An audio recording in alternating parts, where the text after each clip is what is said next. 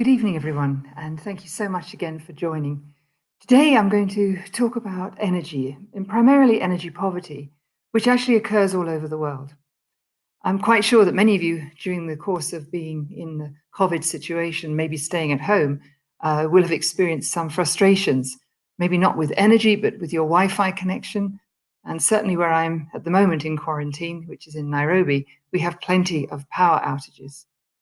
And what this really demonstrates to many parts of the world, of course, is that COVID has brought everything into stark reality. The idea that not everybody is connected. And so sending people home to work, quite honestly, doesn't really function very well for those who are at the bottom end of the energy scale.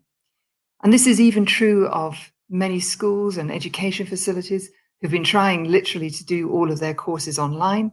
It's not clear that all students, even in the UK, have got access to computers and Wi-Fi and can connect and really share in the lessons.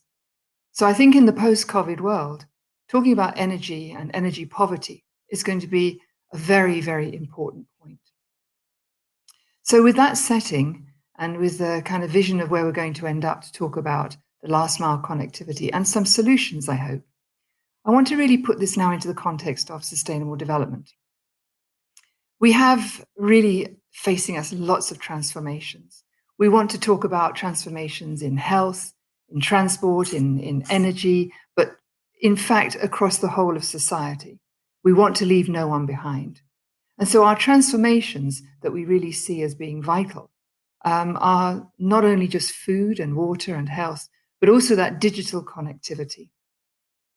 And in this slide, you can see that there are obviously ways in which they're interconnected. And this is really at the heart of the Sustainable Development Goals. They're not to be solved individually.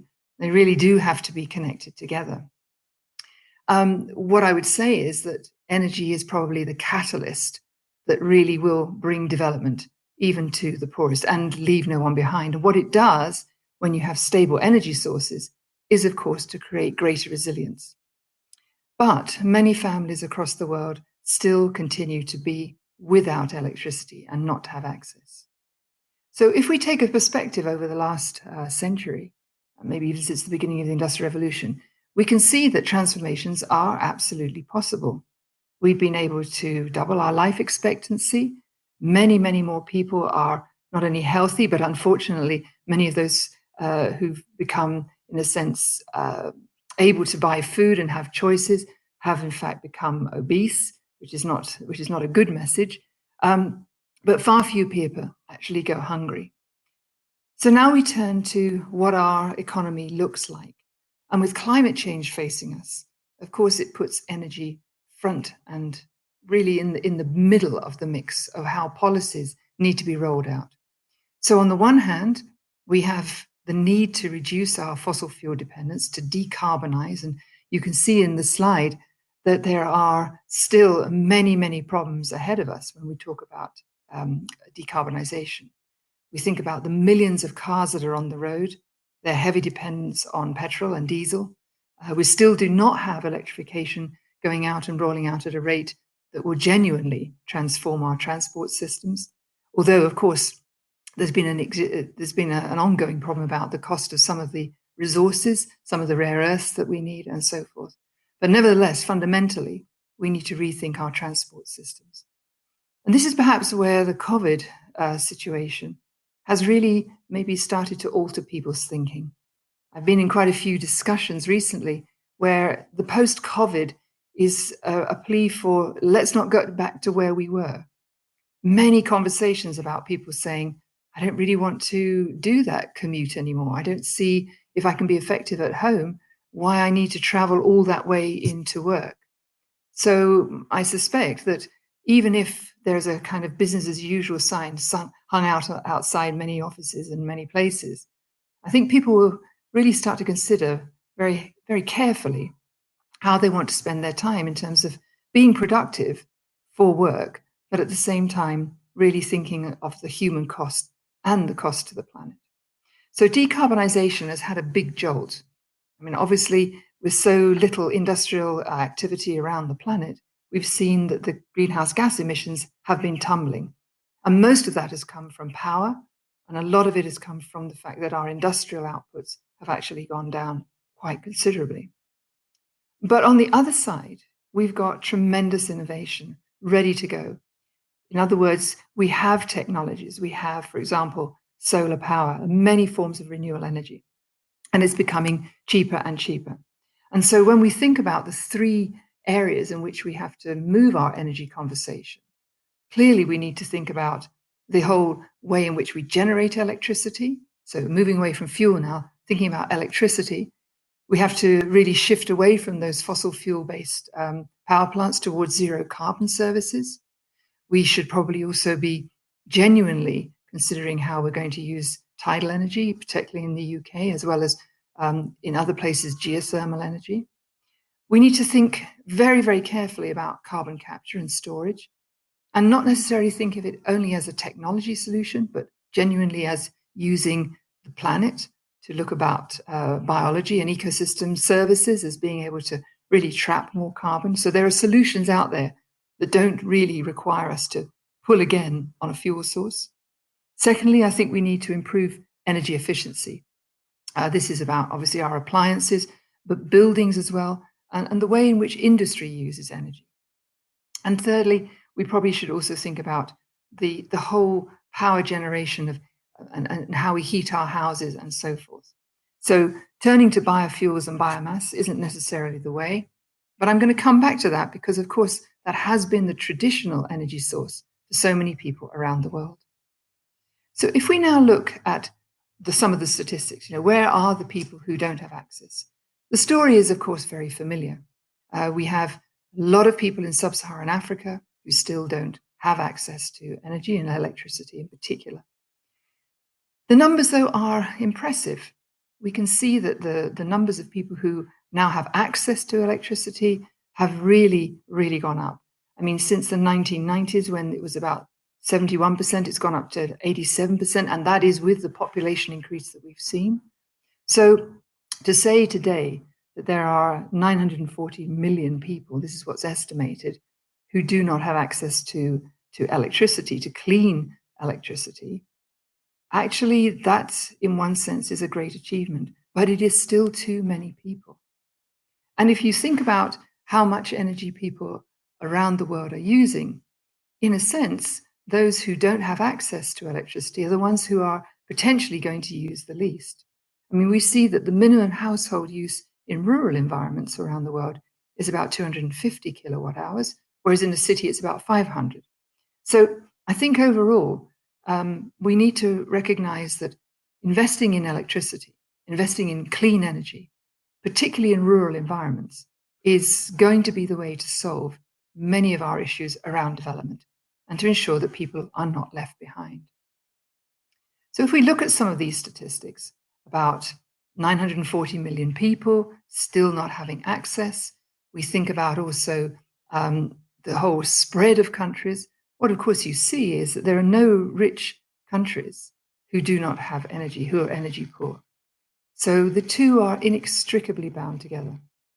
And one figure that jumps out is that despite having access to energy a lot, 3 billion people still do not have clean cooking facilities. I mean, fuel that isn't essentially creating smoke, causing indoor air pollution. So genuinely speaking, we need to address the whole ecosystem in which people are using energy. If we look around in a bit more detail where people are, there are some quite surprising statistics that come out. Of course, we have an enormous number of countries in sub-Saharan Africa, but we have seen over the years incredible improvements. For example, in India, we've gone from 43% up to 85%. In Indonesia, there's nearly 100% coverage. So you have to ask the question, why is it possible for some countries to do this and others not?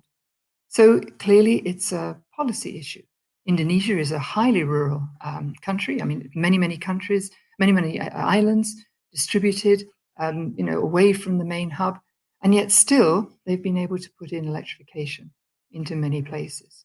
Now, I'll come to off-grid, which is a very important part of the whole solution space. But nevertheless, it just shows that countries can transform their whole electrification process. And it will uplift the population in terms of their ability to achieve prosperity. Near at the bottom, which I think is quite shocking and very striking, is a country like Chad, riven with war and many other problems. It still only has about 8% of people having access to electricity. So, we really do see that there are countries that are literally working off grid and not able to benefit from all of the energy things that we have. So we're talking about a seventh of the population of the planet not having access to energy. But, we don't have to look so far, because here in the UK, we still have quite a dependence in some places on traditional fuels. In this beautiful picture you can see from Scotland, from the Highlands and Islands, you see still the typical peat cutting, the drying out, and those peat are used then for heating. In some cases, they are the only form of energy that goes into some of these really remote places. So it's not just a problem of the developing world. We still have pockets all around the UK where, in fact, we need to address the issue of energy poverty. If you go to, there's a map which is very, very dynamic. You can put in your postcode. The URL is included in the lecture. You will see a map for England, and it can be extended. And so we see that there is still quite significant energy poverty in places which are highly rural, for example, along the border with Wales, within some metropolis as well. So this is genuinely an issue that in the post-COVID setting needs to be addressed. Now, it goes along with many other facilities because, of course, when you have utilities that are putting in energy, electricity wires, for example, putting in grid, then, of course, you have the opportunity to add Wi-Fi and that sort of connectivity that comes with it and all of the benefits that people can receive. So this is not just a nice to have, it's an absolute necessity, which is why we talk about human right to energy. Essentially, there's a very large story that will begin to talk about energy justice in such a setting. But the majority of people who do not have access to energy, or it's simply not affordable, are those who live in urban areas, in slums, in informal settlements, as well as those out in the rural areas. And so there's a tremendous reliance, and quite often inside urban areas where there are slums, that you, in a sense, share energy. There may be one wire which is then essentially hacked into to provide resources and energy for many, many households. And this leads to quite some number of deaths because of that. If you take a look in the social sphere at some of the crazy statistics around energy, there's an unending supply of them. But I think one that struck me was the statement that the energy used in Senegal is the equivalent of the energy that's used by Californians when they're playing video games. Now, I expect that they're playing a lot of video games, but nevertheless, it's striking, isn't it, that a whole country's energy requirements are equivalent to the pleasures and leisure time of just one state, albeit the fifth largest economy in the world. So let's try and think of what it is that we're trying to achieve, and at the same time bear in mind that there is an issue of equality and of justice. Now, are there gender differences? At the top level, yes, of course there are. If we think about the daily business of most households, gathering fuel, if it's not available from the flick of a switch, is going to fall onto the shoulders of women and certainly children. Most of the world still relies on being able to harvest that energy for free, which leads, of course, to tremendous deforestation. So we have wood traditionally being brought together, bundled up, and the bundles that you see on the ladies' heads in the slide, really that represents no more than 2 or 3 days of cooking fuel. And that's really the point. This is about the cooking. When I see, for example, all across Africa, children dragging branches and logs to school, and then these enormous piles of wood outside the little canteen at each of the schools, you realize that we're actually training people in the wrong way of thinking about in a sense, their right to have one of the basics in life and in learning.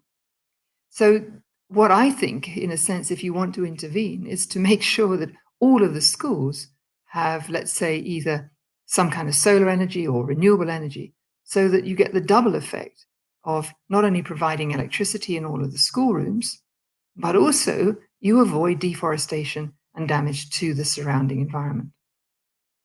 The other kind of fuel, of course, is dung. That is traditionally brought in not only for cooking, but also to build houses. And you'll see, all around the world, ladies particularly harvesting the dung to be dried and then to be brought in to be burnt. So we haven't moved that much further on from gathering peat, but nevertheless, this is one of the staple crops, I would call it. The challenge, of course, comes when you are completely dependent upon these sources of energy, when there's a drought. So animals such as cattle, which are providing an enormous mainstay, simply don't produce enough dung when they're under stress. And so this sort of coupling between the animal production and the use of the fuel and the gathering really are very intricately tied together. Now, when we use that kind of energy, I think I've mentioned before in my lectures on air quality, it has a huge impact, and primarily on children and women who are in the household, on the quality of life and on their health. So we see significant levels of emphysema, of all kinds of problems with breathing, and in the end, premature mortality. So again, if we solve the issue of clean energy, we solve multiple problems that go along with it. Now, in the world at large, what we can also recognize is that there's a problem sometimes with energy connectivity. But when we do bring energy into certain settings, it can have a dramatic cultural impact. The first, of course, is the emergence of the mobile phone. The challenge with the mobile phone is you have to charge it.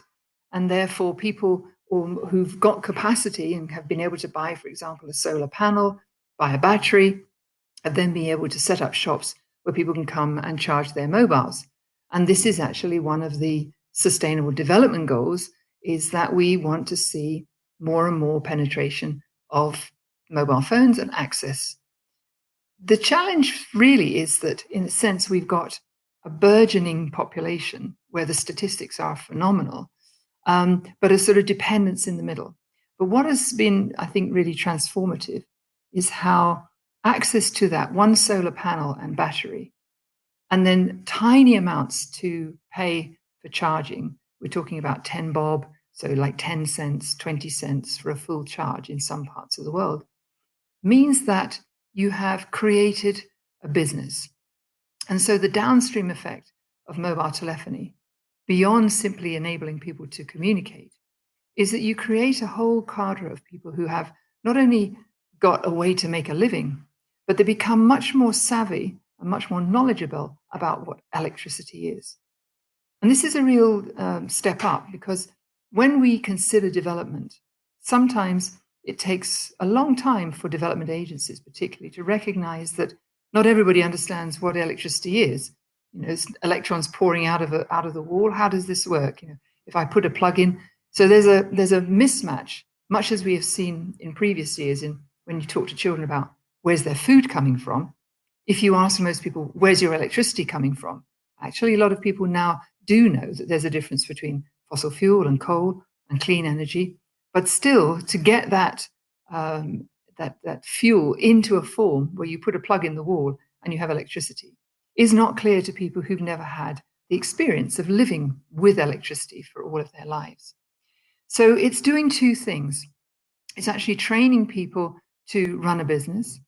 It's also enabling people to enter into, in a sense, the world of borrowing, loans, paying back, creating a livelihood, creating budgets, something which is very important and a skill which we've seen again and again rolls out into people's broader lives.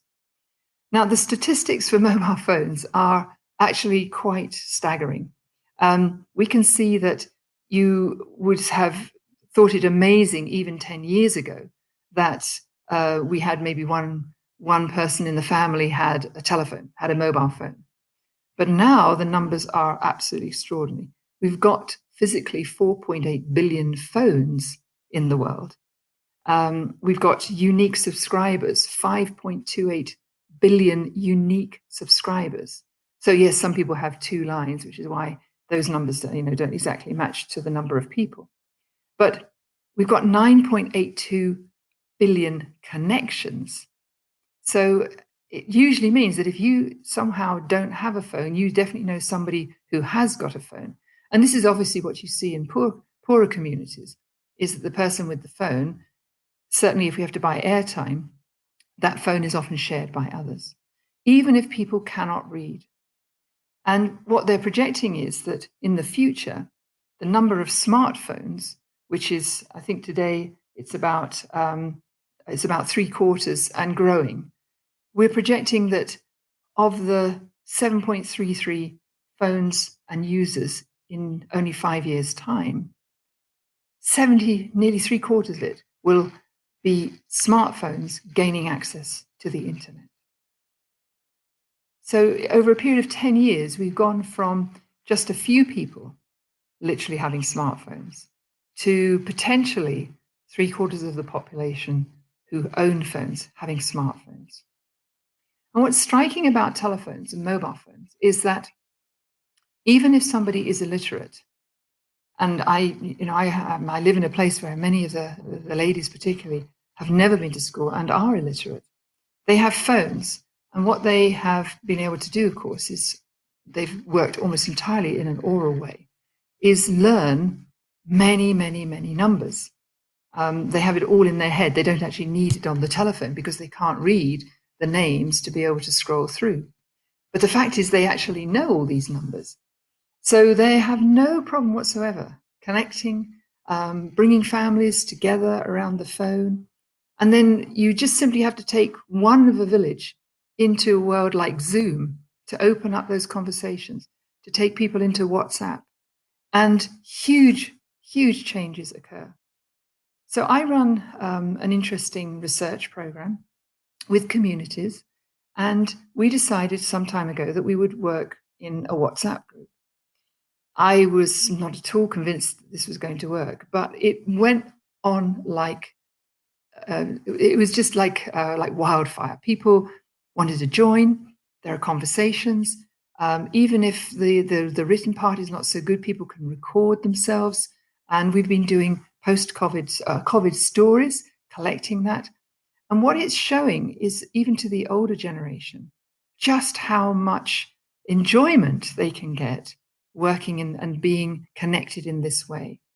So there's a sense of, I guess, enjoyment that comes along with having access to all of these facilities. Does it change communications? Yes, absolutely, fundamentally. Yes, you can read a lot about the bad things that are put into social media. But when I see it being used in a day-to-day sense, where we use SMS for, in this case, in COVID, bringing people to medical centers, having an early alert where it doesn't cost anything on the phone to send the SMS, and within 15 minutes, they're actually talking to a health professional, being able to record their symptoms. They're then captured into the whole patient record so that were there to be an outbreak, essentially everybody is already connected. This is really transformational. And in Kenya, and I'm sure in many other countries, you see, of course, these efforts at tracking and tracing and so on. But the first step is that people have to be connected. They have to, in a sense, feel that there's going to be something, a lifeline thrown out to them. And in commentary with those who've been using these SMS services, it's almost as if they've got health insurance. Because unlike in the UK and other developed countries, where it's very clear you can phone up something like the emergency service and be put through to a hospital, even though that might occur, it's quite a frightening proposition to many people if they've never had the experience of what that looks like. And they don't have health insurance in most cases.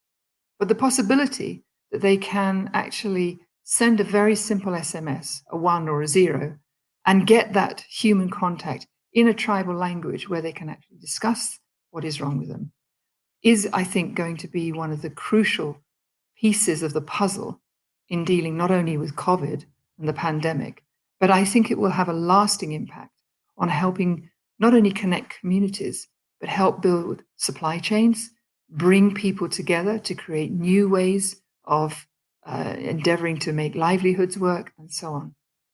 So it's quite an extraordinary time that COVID has put upon us. And I think it is forcing many in the administrative world to rethink both our sort of flippant dependence on energy and electricity, but also the fact that you can use it for so much good. Now, of course, not everybody's going to be near to a grid. And so we often talk about off-grid. And this is happening not just in the developing world, but it's also happening certainly in places across Europe, in the UK itself. And again, what we're missing quite often is a skill base of essentially small businesses that can manufacture and then put in place and operationalize off-grid technologies.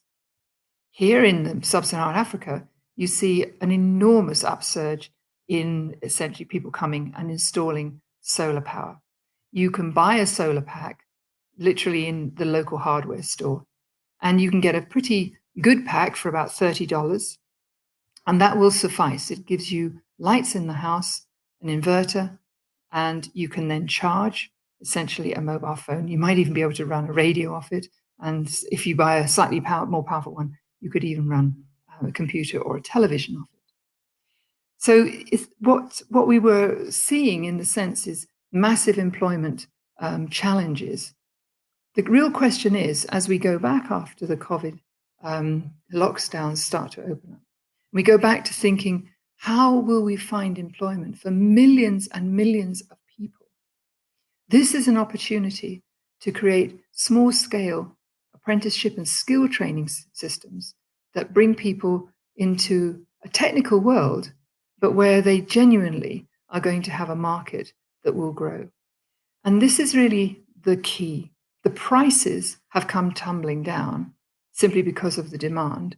But more importantly, what we lack are, in many instances, local producers. So in Kenya, we now have the ability to buy solar panels that have been manufactured here in Kenya. And that's an enormous step forward. So if we were able to consider doing that in many, many places according to standards and guidelines, then you could imagine that being off-grid doesn't have to be the expensive endeavor that we've thought of in the past. It is a tremendous boost to, I guess, many local communities and rural communities around the world. And you can see fantastic examples. And this is particularly important for empowering women.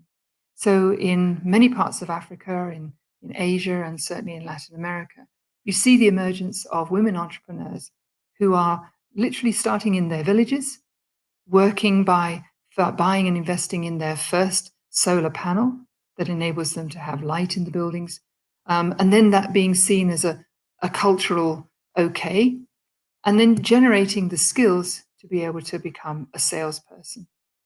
So there are many, many examples all around the world where we see women now being able to create livelihoods, put food on the table, but also to change the way in which they're seen and really respected within communities. So the rise of the off-grid technology has really brought around an increase in the numbers of women entrepreneurs who've then gone on to do many other things. So this is not just simply in Africa, this is across the board. When I look at the UK, and I think about the villages around where I live, I see that we have not got that aspect very well sorted out. So one of the challenges, of course, is to get power that is stored. You can put up solar panels, but you need to store it in such a way that it can be useful. So you might have a small village hall where you want to essentially run all kinds of activities, probably in the evenings and so on. And what we have are a number of little energy sort of hubs which are reaching out to try to find the right kind of scaled technology. And I'll be very honest with you, it's difficult to find technologies which will essentially be rolled out. You put the panels on the wall, simple wiring, which takes you down to storage, which is reliable, and which can then feed into the grid. Well, maybe not now, but certainly in the past. But even if you can't, you can create a small grid locally to be able to disperse and distribute energy. So there's a window of opportunity now as people maybe potentially look at more localized services to really create a driver that is a skill base that we need for this century. So a gap in that will not only address energy poverty because it will become affordable, but more importantly, it will also address a whole issue of creating new jobs and livelihoods. And so thinking about the banking sector and thinking about how this could go forward, it's very clear that we need to have communities enabled to essentially determine their own energy destiny. So not having to be on the grid if connecting to the grid is expensive. So I leave that with you to think about that for the UK. And in many remote and isolated parts of the UK, particularly on islands, there have been enormous strides and good efforts to create energy independence. There's been hydrogen, obviously all forms of renewable relating to hydropower and so forth. So the potential is there. What we actually need to push government on is to create the right policy and the right business environment that will equip a whole generation of energy engineers to do this most efficiently and locally. So now let me come to the last, really the title of this talk, which is about the last mile connectivity. In an endeavoring to connect everybody, there's been this sense that you can put the big grids in, but it's the very last mile that's the most expensive.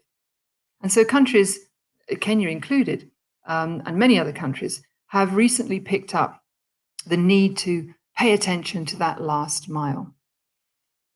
It can go well, but it can also go horribly wrong.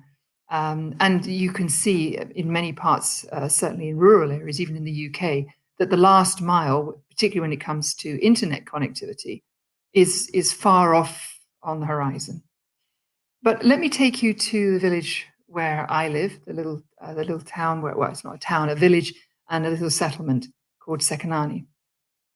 So last mile connectivity was a Kenyan policy, fantastic, all rolling out. And the idea was it was well funded and essentially the crews are out. And where we were living, because there was no road, essentially it wasn't going to happen. And then eventually the road was built and it's just literally been completed about 2 months ago. So it took years. And as the road was going in, clearly people began to do what often happens, have sort of a linear development, start to move closer to the road. And so the power companies realized that, okay, here's a market. So they were quite prepared to do the investment down the spine of this road, maybe the first 30 to 40 kilometers. But there's still another 40 kilometers at the far end. Very dispersed communities, little villages, 1 or 2 settlements, 1 or 2 houses, all very separated from each other. So the government, having put in place this policy, then started to send out work crews. And one day we woke up and there, overnight, a whole group of men had arrived with concrete poles, which they then started to put in what would appear to be an entirely haphazard way, going across people's lands to places where there weren't anybody and so forth. So I started to have conversations with them saying, well, so where's the plan? Did you get any prior informed consent? Did you talk to people? And the answer was, yes. Somebody from the power company came. They told them that they were coming and they asked if they could cross their land and put the poles in here. So I went and spoke to many of a lot of them were widows, old ladies sitting in the houses and wondering what on earth was going on. And I asked them, I said, did someone ask your permission? They said, well, we didn't understand what it was, but now it's going to be great because we're going to get electricity. And I said, well, yes, it's going to be. However, this is now a very different way of life for you. Well, what do you mean, Naserian? Well, first of all, you're going to have to connect. So yeah, you're living in a mud house. So we put a backboard in and we bring a wire from that pole that's up there on your land. Okay. Oh, all right. Okay. And I said, that's going to cost, we've been told, 18,000 shillings, $180. Now, if I tell you that for most of these ladies, it is true that it's less than $1 a day. So that's 180 days of not eating to be able to pay for the connectivity. So this is completely out of all proportion to what is affordable. And then, of course, you have to break the news that what comes down the wire isn't free and that you'll get a bill. Now, of course, for a lady who doesn't read, hasn't been to school, et cetera, has got a phone maybe, but knows how to buy airtime, but doesn't really understand what a bill is. The concept that someone's going to bill her and then she's going to have to send money back is just inconceivable. This is not going to happen. So we had a large discussion around this, and I did all the calculations. Of course, it turns out that it's far, far better for the houses to continue as they had been doing, which was to save up their little bits. And then we invest and everyone gets a solar panel. They get all the, they get the light bulb and so on, which will keep them going for about a half a year.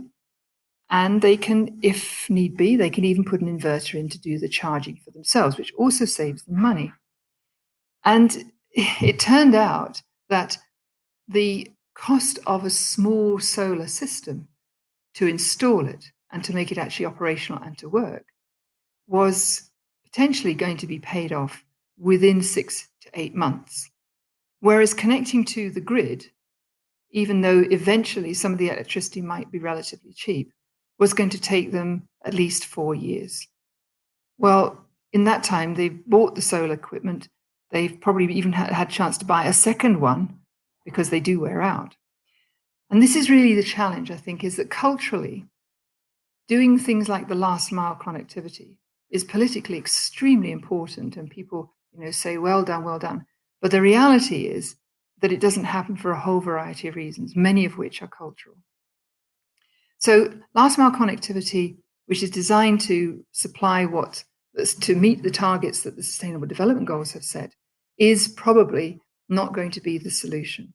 It's going to be off-grid, and it's going to be making these packs affordable and training people. This is a wonderful job creation process, particularly in developing countries where some large proportion of the population have not had any formal training.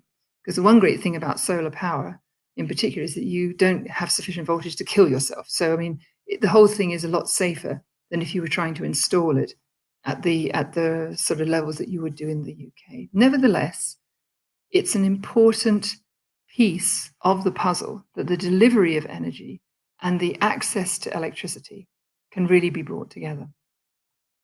Now, let me go to the other extreme of the world, up in a very remote place. And what we see there is quite an interesting process around electricity. So this is a picture of Tasiak in Greenland. I used to go there a great deal. And one of the things you notice, of course, is that the buildings, because they've pretty much moved out of the old, very traditional buildings which are dug into the ground, to keep them warm and so on, they're effectively showing what looks like Danish construction industry, because, of course, it's part of the Danish kingdom. Nevertheless, they do have significant periods of time when there are power outages and where there is no electricity. And that brings me to the second side of the story, which is people who are used to having electricity and then lose it. Famous things about power outages, brownouts, and so on. So, you've set up your day, you've got things planned, and then there's no power. You have to change and that. And quite honestly, it's a challenge. It's a challenge in Norway. It's a challenge in many places which are remote and have very extreme weather conditions. So a lot of studies have now been done on the opposite, which is what is it like to take something fundamental away from people? So we understand about the psychology of taking freedom away, but take away electricity, and sometimes for quite long periods of time. And you begin to see a very interesting psychology. Now, in Norway, where obviously, there's a very high standard of living, and yet people being relatively environmentally aware and keen have not invested in diesel generators, tend to essentially return to a very different way of living. So they are using the daylight hours. They have absolutely got resilience down to a fine art in terms of what it means for social communication and so forth. So it brings out, in the studies that we've been looking at, it brings out a deep sense of the ability to adapt and a strong resilience. You see the same thing in Greenland. In fact, if these power outages go on for any time, they will revert effectively to using traditional forms of keeping themselves warm, but also of lighting. So the psychology is really clear that if you have been used to, because of the ruggedness of the environment, doing without, then actually you manage the ability to live without electricity for periods of time. But if we go to places where that isn't the case, and you can start to see this now as people are working at home, there is a growing discussion and conversation about how it's creating huge frustrations, mental stress, and a whole raft of problems of people who have been unable to adapt when they're exposed to their intense use of electricity to connect, and the frustrations when those connections can't be made for whatever reason, because you can't go out, you can't socialize, you can't connect. And so our mental health, our mental stability is now getting more and more deeply tied up into what it is to be connected, what it is to have access to electricity. So much so that new studies on children who are both in the developed and in the developing world, with and without energy, see that there are changes in cognitive skills. The attention span of young children is very different in those who have continuous access to electricity to those who don't, particularly in terms of looking after yourself and being able to entertain yourself and so forth. So overall, we have begun to, I guess, live symbiotically with energy, with electricity. We've always had to use energy in our lives for cooking and for heating and so on. But our dependence on electricity is one that we really need to recognize. And so when I think about where we are with COVID, and we're thinking of being, in a sense, in lockdown, you might end up being in lockdown like here in the last picture, which is sort of in the jungle. But I think COVID is an extremely important moment in pretty much everybody's lives about the true things that we are dependent upon. The fact that we can't simply, and it's out of our control if we're connected to a grid, we can't simply go out and turn the grid on. Those people who are in the off-grid actually have far more self-determination around their energy, because if it's well established and it takes into account a lot of the exigencies of weather, then of course it's possible for those who are using solar or hydro or whatever to have more continuous service. But nevertheless, it still happens. When it rains and the skies are overcast, the solar power just doesn't happen. So we're all having to live, I think, with electricity being a fundamental part of nature. It's how we bring energy into our homes. We must remember that there is still 1/7 of the population of the planet that do not have access to electricity. That 940 million, still too many people. But being ingenious, bringing energy into the conversation at the local level, not thinking about it being provided by some distant corporation, thinking locally, how do we get our energy? How can we make sure that we've got security of supply? How do we make sure that everybody in our community has energy and that we remove energy poverty from the equation? will not only release us from one of those pieces of the sustainable development puzzle that is stopping having, let's say, a clean and a healthy way of living, but it could also unlock and generate huge numbers of jobs going forward into the future post-COVID. So thank you so much for listening. I do hope that you're all safe. It is a bit frustrating, I must say, still being in quarantine or still being in lockdown and with curfews and so forth. And I suspect that being in Kenya as opposed to being in the UK means I'll be in my room for a lot longer than many of you will. But I do hope that you enjoyed this. It's been a great pleasure to do these lectures, and I hope that you'll join me in next year's series. Thank you so much, and goodbye.